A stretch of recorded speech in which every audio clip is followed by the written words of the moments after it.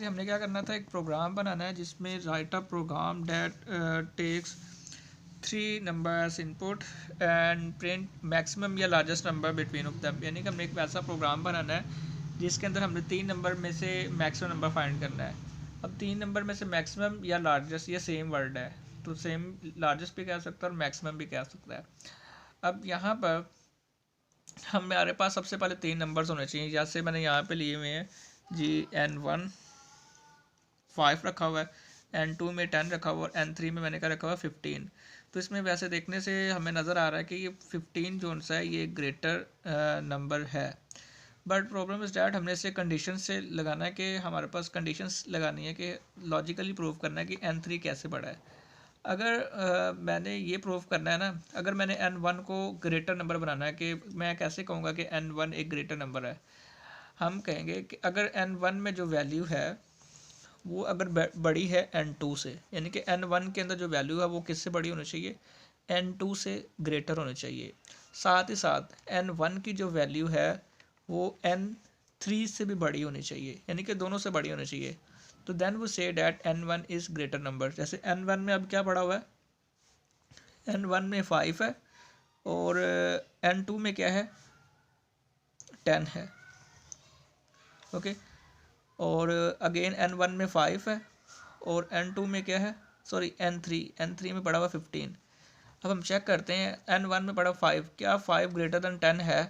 No, ये condition क्या हो जाती है, फॉल्स, क्योंकि 5 तो 10 से बड़ा नहीं है। कंडीशन फॉल्स होने पर क्या होगा, हमें नेक्स्ट काम चेक करने की ज़रूरत नहीं है। एक कंडीशन फॉल्स मिली तो डेफिनेटली पता चल गया कि N1 एक ग्रेटर नंबर नहीं है।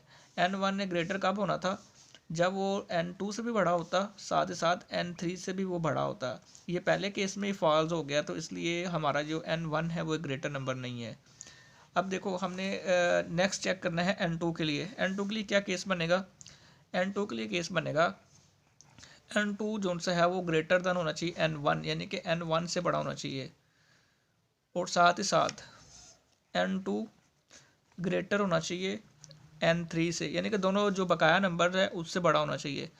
बकाया नंबर क्या था, N1 बचता है, N3 बचता है। N2 ग्रेटर देन N1, यानी कि N2 के अंदर जो वैल्यू है वो बड़ी होनी चाहिए N1 से।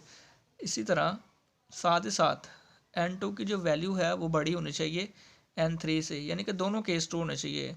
अब N2 में क्या पड़ा हुआ था, N2 में पड़ा हुआ था 5, हाँ सॉरी N2 में पड़ा हुआ था 10 और N1 में पड़ा हुआ था 5।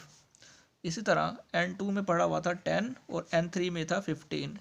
अब यहाँ पे अगर चेक करें क्या 10 ग्रेटर देन 5, 10 ग्रेटर देन 5 है, यस, कंडीशन ट्रू हो जाती है, कंडीशन ट्रू होगी, पहली कंडीशन तो सेटिस्फाई होगी।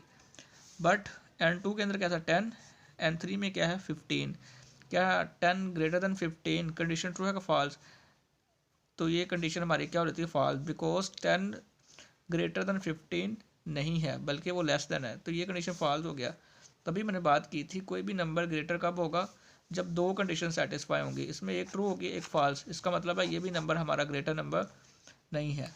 इसी तरह नेक्स्ट हमने चेक करना है, तो डेफिनेटली थर्ड कंडीशन लगाने की ज़रूरत नहीं है। क्यों नहीं है, क्योंकि N1 भी अगर ग्रेटर नंबर नहीं है, N2 भी एक ग्रेटर नंबर नहीं है, तो डेफिनेटली N3 हमारा कौन सा नंबर होगा, ग्रेटर नंबर होगा। इसको लॉजिकली भी देख लेते हैं, कंडीशन लगाने की जरूरत नहीं है। जैसे N3 चेक करना है, N3 को चेक करना होगा क्या N3 ग्रेटर देन N1 है, साथ ही साथ क्या N3 ग्रेटर देन N2 है, तो डेफिनेटली ये दोनों कंडीशन ट्रू हो जाएंगी। N3 में पड़ा हुआ 15, N1 में मैंने रखा था 5, N3 में 15 और N2 में मैंने क्या रखा हुआ था 10।